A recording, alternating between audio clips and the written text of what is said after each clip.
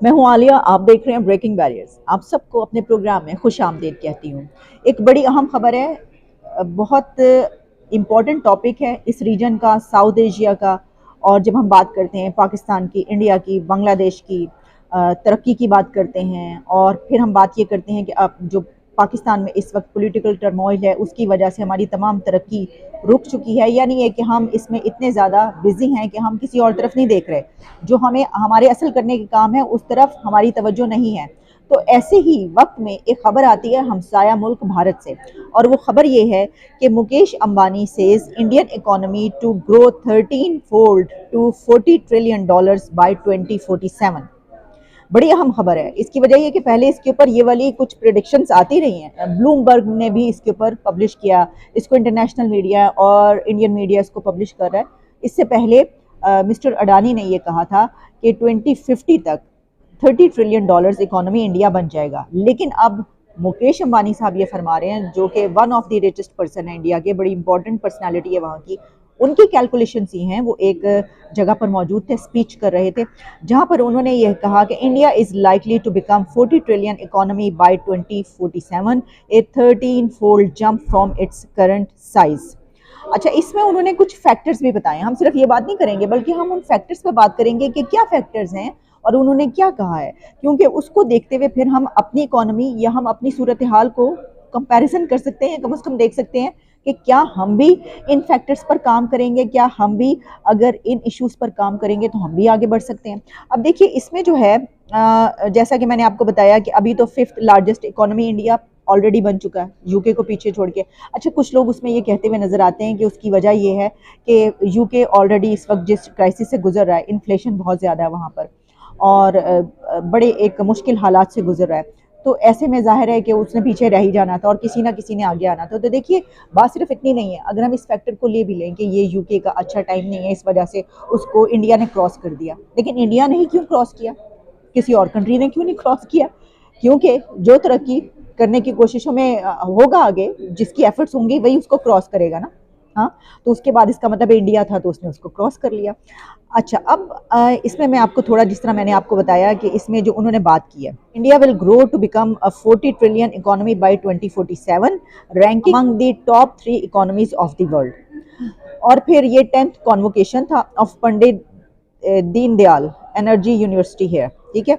अब उसमें उन्होंने खास तौर पर जो है ना वो 3 फैक्टर्स पे बात की है। उन्होंने 3 चीज़ों की बड़ी बात की है, जिसमें उनका कहना था कि जो 3 गेम चेंजिंग रेवोल्यूशंस हैं will govern India's growth in the decades ahead.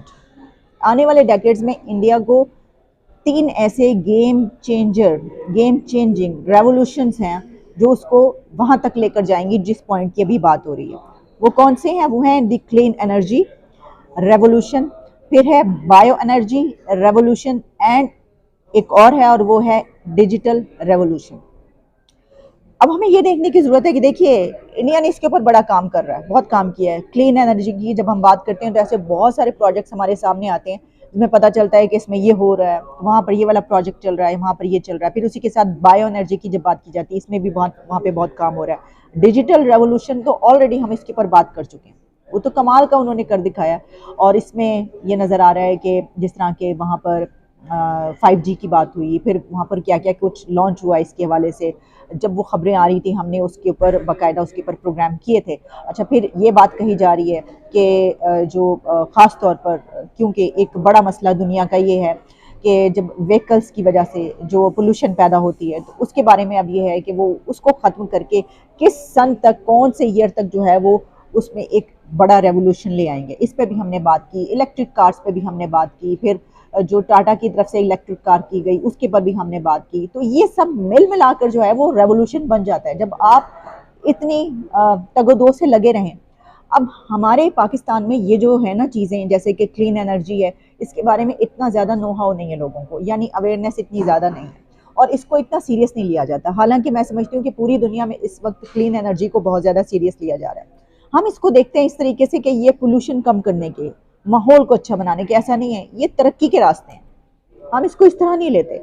अब डिजिटल रेवोल्यूशन जब इंडिया में आया है तो उसकी वजह से उनकी तरक्की कैसे आगे बढ़ेगी, یہ تو اس کے اوپر پوری کئی پروگرامز ہو سکتے ہیں اگر اس پہ کرنے پہ آئیں. دیکھیں اس کے کچھ اور اینگلز بھی ہیں کہ ڈیجیٹائزیشن جو ہے وہ ایک بہت بڑا رول پلے کرتی ہے، اور پھر وہ ایز اے فورس ملٹی پلائر آپ اس کو دیکھیں کہ باقی جو ٹیکنالوجیز ہیں وہ بھی اس کے اندر شامل ہوتی چلی جاتی ہیں، جیسے کہ آرٹیفیشیل انٹیلیجنس ہے، روبوٹکس ہے، پھر انٹرنیٹ ہے، جس طرح ہم پہلے کئی مرتبہ اس کے اوپر بات کر چکے ہیں. تو یہ اتنا سادہ سا معاملہ نہیں ہے. اچھا اب ہم آتے ہیں اس طرف. پاکستان میں جیسا میں نے کہا کہ ایک تو ان چیزوں کو اس طرح لیا نہیں جاتا. ہم اس کو اس طرح دیکھتے ہیں کہ اچھا جی پولوشن کم کرنی ہے تو یہ کریں، تو درخت لگا لیں، تو بلین ٹری سونامی لگا لیں، اور درخت لگانے سے دیکھیے کتنا بڑا کام ہوا. بہت اچھی بات ہے. کلائمیٹ چینج پہ ہم نے COP پہ ہم جب گئے ہم نے بڑا اس کے اوپر کہا، ہاں اپنی جو ہے وہ ہمارا جو پوائنٹ آف ویو ہے وہ رکھا. ہمارے کیونکہ پاکستان میں سیلاب آیا ہوا ہے، بہت بڑا سیلاب آیا، اور اس کی وجہ سے جو صورتحال پیدا ہوئی، تو پھر ہم نے اس کے اوپر کہا جی کلائمیٹ چینج کی وجہ سے، پوری دنیا کی وجہ سے ہمارے اوپر یہ جو ہے یہ عذاب آیا ہے اور یہ سب کچھ ٹھیک ہے. ہم اس کو اس طرح لے کر نہیں چلتے کہ ہمیں صرف پیسہ نہیں چاہیے دنیا سے. دنیا تو صرف پیسہ دے رہی ہے نا، لیکن ہم کہتے ہیں ہمیں پیسہ دو تاکہ یہ جو سیلاب سے متاثرہ لوگ ہیں ان کو مسائل حل کیے جا سکیں. ہم تو برباد ہو گئے، لٹ گئے، ٹھیک ہے، تو ہمیں پیسہ چاہیے تاکہ ہم ان کی مشکلات حل کر سکیں. اصل مشکلات جو حل ہوں گی اس طرح حل ہوں گی کہ ہم نے اپنی پریفرنسز جو ہیں وہ طے کرنی ہے کہ کیا ہم نے کلین انرجی کی طرف جانا ہے اور کتنی دیر میں پہنچنا ہے. پھر یہ کہ کیا ہم نے ڈیجیٹائزیشن کی طرف کتنی جلدی ہم نے کتنے جو ہیں وہ لیڈر چڑھ لینی ہے، کتنی ہم نے کہاں پر پہنچنا ہے، کتنے سٹیپس ہم نے کہاں پر ہونا ہے. پھر ہمیں یہ دیکھنا ہے کہ جو ہم جب بات کرتے ہیں دیکھیے انٹرنیٹ کی اور اس ریولوشن کی، تو اس میں ہم بہت پیچھے ہیں. وہ کہ پاکستان کی بڑی تعداد جو ہے وہ ٹویٹر پہ ہی آپ کو نظر آئے گی. ٹویٹر پہ تو ہم ایکٹیوسٹ جو ہیں وہ آپ کو جناب اینٹ پٹیں تو آپ نیچے سے ایکٹیوسٹ نکلے گا. ٹویٹر تو بھرا ہوا ہے پاکستانیوں سے، لیکن ٹویٹر جو ہے وہ صرف نہیں ہے ریولوشن، وہ ایک ادر تھنگ ہے. یعنی اس پہ تو اس میں بہت ساری جو ہے نیگیٹو چیزیں بھی ہیں. وہ تو سوشل میڈیا ہے نا. سوشل میڈیا کے بجائے ہمیں یہ دیکھنا چاہیے کہ پاکستان میں کتنے لوگ ہیں کہ جن تک یہ میڈیم پہنچ رہا ہے اور انٹرنیٹ موجود ہے. اور پھر یہ کہ اب انٹرنیٹ یہ ہے کہ آپ کی ٹریڈ سے لے کر اور جتنی بھی انڈسٹریز ہیں تمام ڈپارٹمنٹس کو آگے لے جانے کے لیے انٹرنیٹ ایک کی رول پلے کرتا ہے. تو ہم تو ابھی اس میں ہی آگے نہیں بڑھ سکتے. اب ہمارے مسائل کیا ہیں؟ ہمارے مسائل یہ ہیں کہ آرمی چیف کون سا آئے گا. اچھا جو آرمی چیف آ رہا ہے وہ کس کی پسند کا ہے، کون سی پولیٹیکل پارٹی اس کو پسند کرتی ہے. اچھا اسٹیبلشمنٹ میں اچھا جی دیکھیں اربوں روپے کی کرپشن نکل آئی ہے، تو او ہو اتنا بڑا اسکیم آ گیا، پورا پاکستان اس کے پیچھے لگ پڑا. اچھا پھر خیر اس کے پیچھے جو ہے پورا پاکستان نہیں لگا، لیکن اسی طرح کے ہمارے تمام مسائل ایسے ہیں. ہاں میں سوشل میڈیا پہ جتنی بھی ڈیبیٹس ملتی ہیں آپ دیکھ لیں، میں یہ بڑی امپورٹنٹ بات کرنے لگی ہوں. سوشل میڈیا پہ ہمیں جتنی بھی ڈیبیٹس اس وقت پاکستان میں نظر آتی ہیں وہ سب کی سب پولیٹیکل ہیں. ہم اتنے پولیٹیسائز ہو چکے ہیں کہ ہمارا جو سوچنے کا ہے وہ بس وہیں تک ہے. یہ تمام باتیں سوچنے کی تو حکومت کی ہیں. اب آپ کہیں گے بھئی لوگ سوچ کے کیا کر لیں گے، ایسا نہیں ہے. دیکھیں اس میں یہ بات ہے کہ جب تک آپ اپنی یوتھ میں اور خاص طور پر اب اپنی نیشن میں یہ اویئرنیس نہیں پیدا کرتے کہ جناب آگے بڑھنا ہے تو ہمیں مل کر اس طرف آنا ہے. مثلاً اگر آپ یہی اویئرنیس کریٹ کرنا شروع کر دیں کہ آپ صرف ایسا نہ کریں کہ آپ انہی شعبوں کو جو ہے وہ اپنائیں، بلکہ آپ کو اب ان شعبوں سے نکل کر آگے جانا چاہیے اور اس طرح کی اسٹڈی کرنی چاہیے کہ جس میں آپ بھی پاکستان کو آگے لے جا سکیں. اچھا اس میں جب اسٹڈی کی بات ہوئی تو ایک بڑا فیکٹر تعلیم کا ہے. تعلیم جس ملک کی بہتر ہوگی. اب ہم جانتے ہیں کہ انڈیا کا معیار تعلیم کیا ہے، وہاں کی ایجوکیشن سسٹم کیا ہے، کیا کمال کا ہے. تو یہی وجہ ہے کہ وہ کہاں پر پہنچے ہوئے. بہت بڑا رول ہے. میں سمجھتی ہوں کہ انڈیا کے ایجوکیشن سسٹم اور وہاں کے تعلیم یافتہ جو یوتھ ہے اور جو قوم ہے اس کا بہت بڑا رول ہے آگے لے جانے میں بھارت کو. اور وہاں کی حکومت کے انہوں نے کس طریقے سے تعلیم کو جو ہے وہ ایسا سسٹم بنائے اور آگے لے کر گئے. ہمارے یہاں پر تعلیم کا سسٹم انتہائی نکما ہے. بہت ہی جسے کہتے ہیں کہ ہم ڈفرز جو ہے وہ پیدا کرتے ہیں اور ڈفرستان جو ہے وہ بنانے کی کوشش کرتے رہتے ہیں اور بنتا رہتا ہے. اور یہی وجہ ہے کہ اس وقت ہم ڈیفالٹ کے قریب ہیں. گو کہ جو اسحاق ڈار ہیں ہمارے فائنانس منسٹر، انہوں نے کہا ہے کہ میں ڈیفالٹ نہیں ہونے دوں گی. یہ حکومت آئی تو ہم نے لگا کہ بس کسی بھی دن ڈھیر ہو جائیں گے، لیکن بچ گیا پاکستان. سب کی بہت زیادہ ایفرٹس کی گئی، ہم نے دیکھا اس سلسلے میں جو ہے کسی نے اپنی ایفرٹس نہیں چھوڑی. یعنی آرمی چیف نے بھی امریکہ تک کو فون کر دیے، پولیٹیکل پارٹی PMLN نے اپنی پوری سی کوششیں کی. مفتاح اسماعیل تھے اس وقت.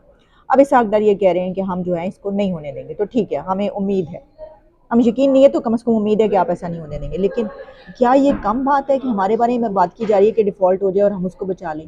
یعنی ہم اس ایج پہ ہیں، ہم اپنے آپ کو بچا لیں گے لیکن ہم اس ایج پہ ہیں. تو ایسے کنٹریز تو دنیا میں سب سے نیچے ہوتے ہیں اور ہم وہاں پر ہیں.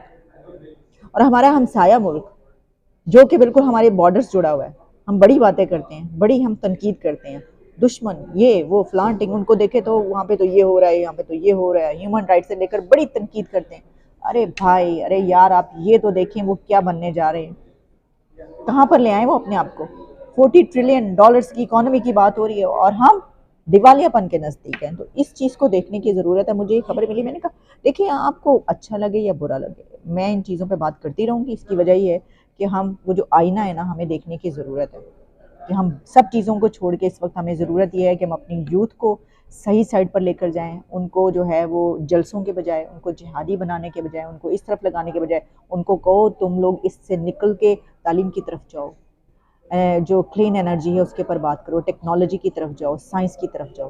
یہ بہت ضروری ہے ہمارے لیے، ورنہ پھر جو مستقبل ہے وہ بہت تاریک ہے. اجازت دیں، دوبارہ ملاقات ہوتی ہے.